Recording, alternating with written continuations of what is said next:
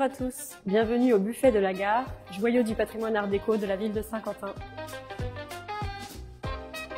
Alors la gare est épargnée par les bombardements de la Première Guerre mondiale, mais l'édifice est principalement constitué de bois et un incendie le détruit le 13 janvier 1922. Le projet initial de reconstruction est signé Paul Bigot. Il inclut la gare, son parvis et le pont. Le projet est ensuite repris par Gustav Hundenstock, architecte de la Compagnie des chemins de fer du Nord, et son élève Urbain Cassan, inspiré du modernisme de Malle Stevens. Le premier buffet ouvre à Saint-Quentin en 1887. Il comprend à l'époque 30 chambres et plusieurs salons de réception. L'une des enseignes d'origine a été restaurée et réinstallée à sa place en 2017. Les plans du nouveau buffet datent de 1925. Il s'organise autour de la grande salle, réservée à la restauration. Un espace beaucoup plus luxueux que les pièces attenantes. Au rez-de-chaussée, on trouve un bureau des postes et télégraphes, un hall d'accueil, le bureau du buffetier avec l'office des verres, une cuisine et une buvette au décor plus rustique.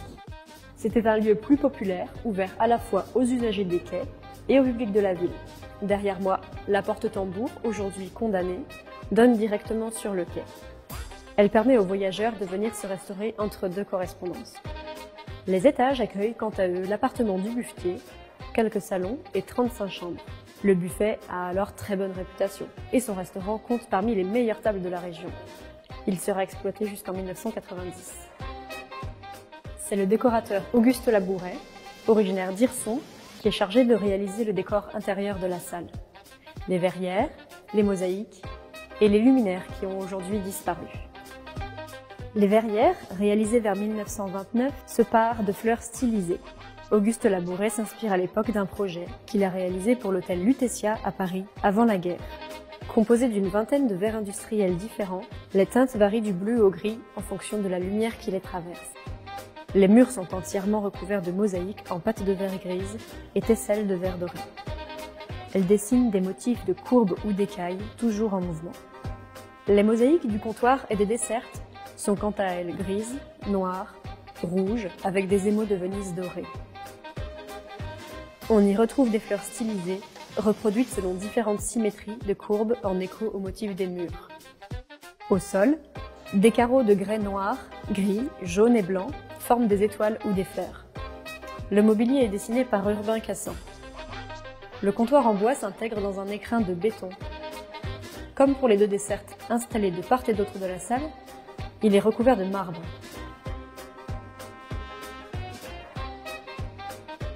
Une table d'origine, recouverte de formica dans les années 60, a traversé les époques pour servir de modèle aux élèves du lycée des métiers d'art de Saint-Quentin pour restituer 8 nouveaux exemplaires en 2017.